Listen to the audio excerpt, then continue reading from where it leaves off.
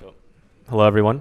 We are Injective Protocol, and we are building the future of decentralized exchange. So, the problem is that currently DEXs are not very useful. Most trading occurs on centralized exchanges, and if you've ever used a DEX, you see that they're first of all much slower, have much worse spreads, are expensive to trade on because you have to pay for your own gas for the trades, and have very limited offerings. And just for the average user for mass adoption, it's just too much friction to use. So you can see this is IDEX, the highest volume DEX to date. And even for the most liquid trading pair, ETH to true USD, this is the chart. And you can see it's highly illiquid and very inefficient. So the key insight here is that DEXs should not try to just copy centralized exchanges. Instead, DEXs should find real needs that centralized exchanges cannot fill.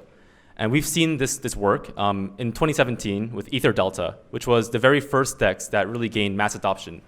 And the reason people put up with EtherDelta with its very poor interface and unintuitive order book was because you could find on EtherDelta all the ICO tokens that were not listed on exchanges. So EtherDelta was the only place you could find liquidity for these tokens. And that's why people use them, even though they were so bad. So currently today, a few years later, centralized exchanges, you can find some pretty good spot and margin trading. But of course, for limited markets, in fact, many coins get delisted because they're afraid of the regulatory exposure. And of course, some staking and lending, like Binance, where you can stake and lend your coins. And very limited derivatives markets. So you have mainly perpetual swaps, such as on BitMEX, or futures on mainly just top coins, like maybe the top 10 or 15. You won't find derivatives on let's say a number 50 market cap coin, for example. And very limited European options on again, the very top coins. Whereas in the traditional derivatives markets, it's a gigantic market with estimated $1 quadrillion worth of notional value, and a gross market value of around 12 trillion. But it's also one of the most restrictive and exclusive. In fact, if you want to trade any of the more interesting derivatives beyond just the ones here like futures and options, you have to get what's called an ISDA license. And this license is reserved for only the very top funds. You have to have an AUM of at least $1.5 billion, and it's rumored to cost alone itself $25 million just for the license. And this will allow you to trade basically, it's called a hunting license because you can basically trade any derivative on the market. And kind of the vision for crypto was to have a very open and inclusive financial system where people it's permissionless. And this is one big area that we are targeting. So that brings us to Injective Protocol. So we are a fully decentralized layer 2 derivatives exchange built on top of Ethereum that is front-running resistant, scalable, and extremely flexible. And I will explain all of these points in greater detail. But our first flagship product, since the derivatives market is very big, we are creating a decentralized SAFT futures marketplace for upcoming ICO and IEO tokens. So our first product, like I mentioned, are cash-settled SAFT futures. And for those of you who aren't familiar with these terms, a SAFT is an acronym for Simple Agreement of Future Tokens, wherein it's very similar to a venture financing, where funds can get allocation in a token project for the token itself at a future date at a given price. And of course, when you have the ICO or IEO, the price is always above, and that's how the funds make profit. Sure, so there's actually a lot of demand from funds who actually want to hedge their positions for these futures. So suppose Matic is having an IEO or initial exchange offering, which they actually did on Binance a few months ago. And let's just say for this example, it's happening next month at a certain date at 1 Matic to 1 true USD.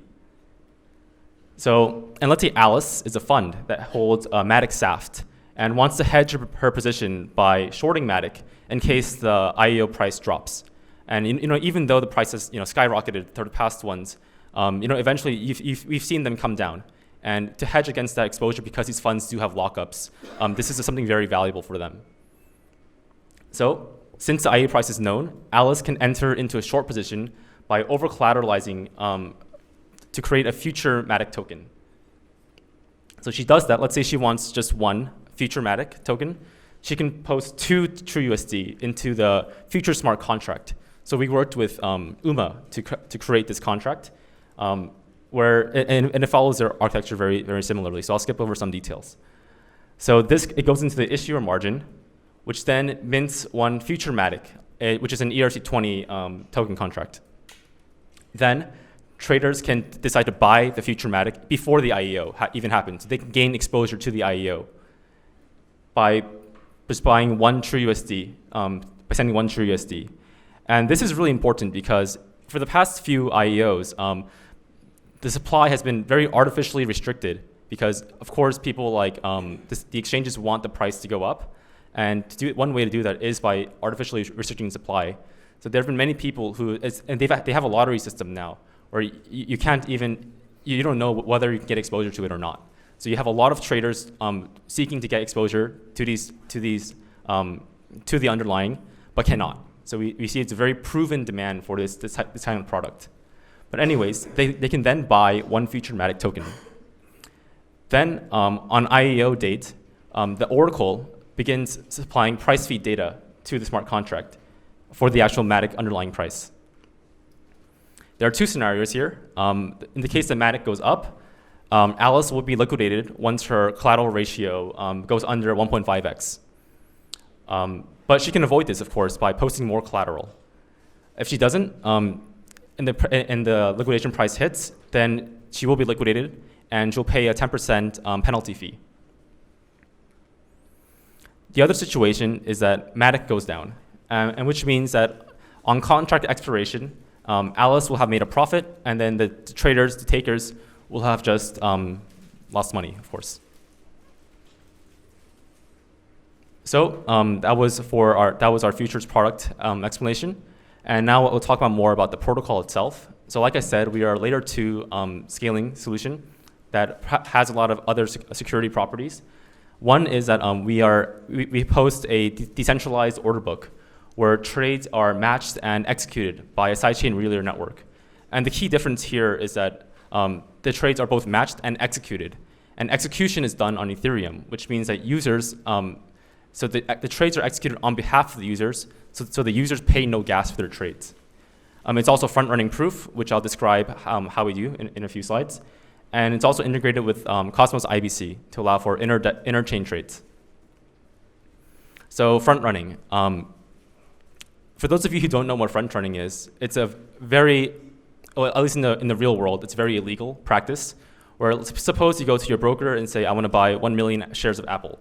Your broker could then, with that information, first go out himself and buy 1 million shares, and then sell it right back to you and make an arbitrage profit. And this is, of course, extremely legal in the real world, but happens all the time on DEXs because the transactions on Ethereum are public from the mempool.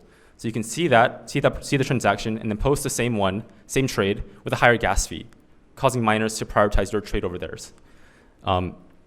So we solved this problem by, first of all, our structure. Our settlement logic orders trades on behalf of the traders and then settles them on Ethereum. And this is a very fundamentally different way of how decentralized exchange has been done. But second, more importantly, we use verifiable delay functions, which is a novel cryptographic scheme invented last year, which we use as a proof of elapsed time to establish publicly verifiable decentralized timestamp. And we also implement very novel mechanisms from the real world, including selective delay and soft cancel. So selective delay was basically pioneered by an exchange in the real world called the Investors Exchange, which also was created to prevent high frequency firms from front running. And their solution was to literally have 50 miles of fiber optic cable in their office that the trades go through, and then using the selective delay to prevent that. But what this is that basically make orders and cancel orders are prioritized over take orders. So then let's say the price moves and your positions are not optimal anymore. You can cancel your orders very, very safely. And you know that your orders won't get sniped. We also implement the idea of soft cancels, which is an improvement upon 0x, because previously on-chain cancellations, of course, cost gas. So we allow for cancellations without any gas. So to give you a better idea of how VDF works on a high level, so suppose you have at block 1, a trader wants to take an order. So he begins computing a VDF proof on top of the order that he wants to take. Then later on in time, a different taker, suppose a front runner, wants to take the same order. He will also begin computing a VDF time proof. But by the end of block 2, when they submit, the taker A's time proof is longer. So our sidechain's settlement logic will order them accordingly. So this is a very simplified model. I skipped over a lot of details about the actual settlement. So yeah. So some features about our exchange.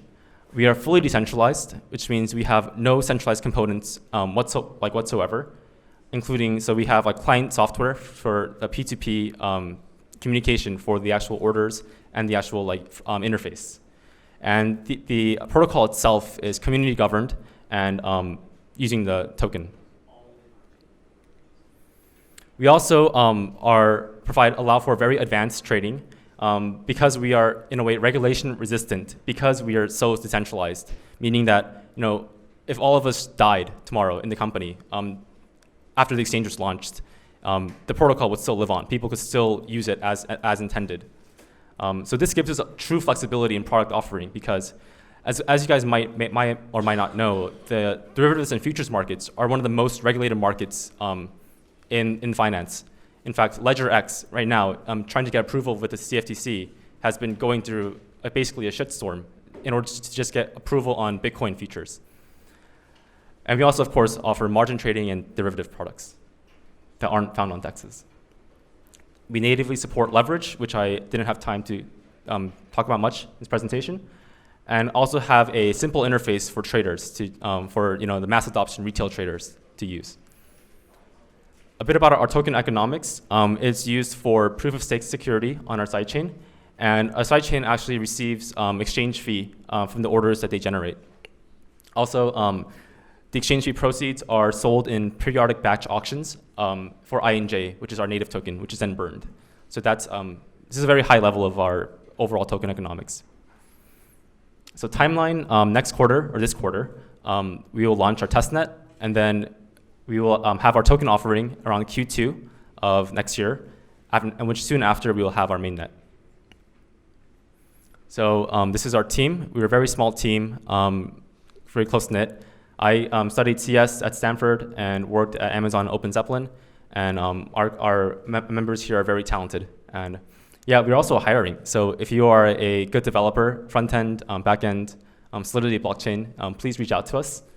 We'd love to have you join. So this is my email. Thank you.